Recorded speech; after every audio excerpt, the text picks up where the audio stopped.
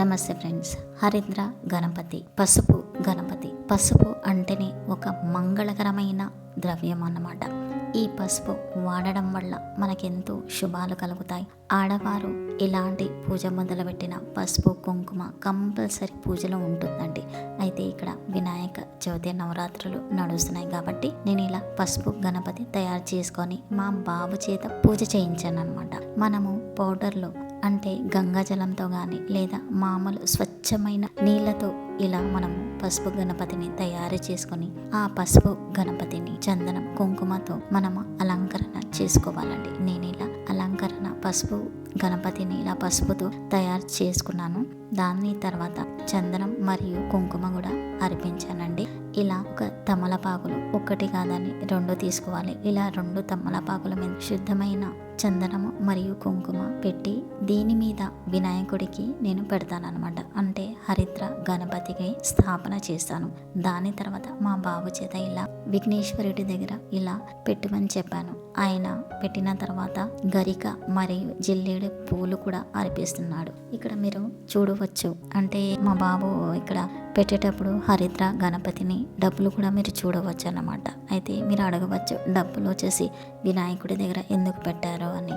ఇది ఎందుకు పెట్టానంటే ఫ్రెండ్స్, ఇది వచ్చేసి 1500 అంటే 1500 డబ్బులు నాకు ఈ నెల బోనస్ రూపంలో వచ్చాయన్నమాట. నేను ఎక్కడైతే జాబ్ చేస్తానో అక్కడ ఎక్స్ట్రా అవర్స్ పని చేయడం వల్ల నాకు 1500 డబ్బులు రావడం వల్ల ఇప్పుడు విఘ్నేశ్వరుడి నవరాత్రులు నడుస్తున్నాయి కాబట్టి ఈ సమయంలో నాకు డబ్బులు వచ్చాయి కాబట్టి నేను విఘ్నేశ్వరుడి పాదాల దగ్గర ఇలా అర్పించి థ్యాంక్స్ గ్రాటిట్యూడ్ చెప్పుకున్నాను అనమాట. ఇప్పుడు మీరు అనవచ్చు 1500 ఏమి గొప్ప అని. అది మన మధ్య తరగతి వాళ్ళకి గొప్పనే అనిపిస్తుంది ఫ్రెండ్స్. నాకైతే చాలా సంతోషం అనిపిస్తుంది.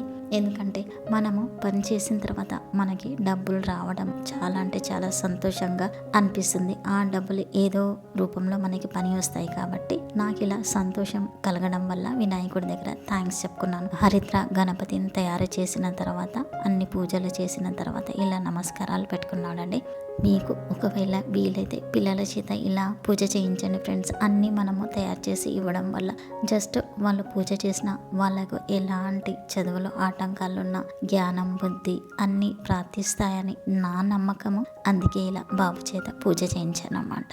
అయితే ఇక్కడ హరిద్ర గణపతి వచ్చేసి ఫ్రెండ్స్, మనం ఏ పూజ చేసినా ఫస్ట్ ఆ హరిద్ర గణపతిని పూజించాలంటారు. అయితే వినాయక చవితి రోజు హడావిడి ఉండడం వల్ల నేను ప్రిపేర్ చేయలేకపోయాను. అయితే గురువారం రోజు పసుపు వాడడం మంచిదని చెప్పి ఇలా గురువారం రోజే నేను సాయంత్రం పూట హరిద్ర గణపతిని ప్రిపేర్ చేసి ఇలా వినాయకుడి దగ్గర పెట్టాను ఫ్రెండ్స్. పెట్టిన తర్వాత వినాయకుడికి సంకల్పం చేసుకొని దండం పెట్టుకొని ఒకటే కోరుకున్నాను ఫ్రెండ్స్, మా వృత్తిలో ఎలాంటి ఆటంకాలున్నా అవన్నీ తొలగిపోయి నిర్విఘ్నంగా మా కార్యాలు విజయం సాధించాలని కోరుకొని దండం పెట్టుకున్నాను ఫ్రెండ్స్. ఇప్పుడు మీకు సందేహం రావచ్చండి, పూజ చేసిన అనంతరం పసుపు గణపతిని ఏమి చేయాలని.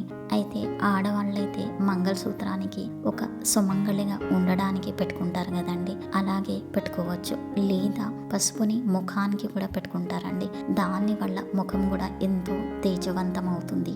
అంతేకాదండి, మనము స్నానం చేసే నీటిలో కూడా ఇలా కలుపుకొని స్నానం చేయడం వల్ల మనకి ఎంతో శుభ ఫలితాలు కలుగుతాయి. కానీ దయచేసి కాళ్ళకి మాత్రం పసుపుని వాడకండి. ఎందుకంటే మనము పూజ చేసిన అనంతరం దాంట్లో ప్రాణ ప్రతిష్టలు ఉంటాయి కాబట్టి మనము వినాయకుడిలాగా భావిస్తున్నాం కాబట్టి మనము కాళ్ళకి రాసుకోవడం మంచిది కాదని నేను చెప్తానండి. వీడియో కొంచెం లేట్ అయింది, క్షమించండి. ఈ వీడియో నచ్చితే కనుక లైక్ చేయడం మర్చిపోకండి ఫ్రెండ్స్. సబ్స్క్రైబ్ తప్పకుండా చేయండి. Thanks for watching and bye bye.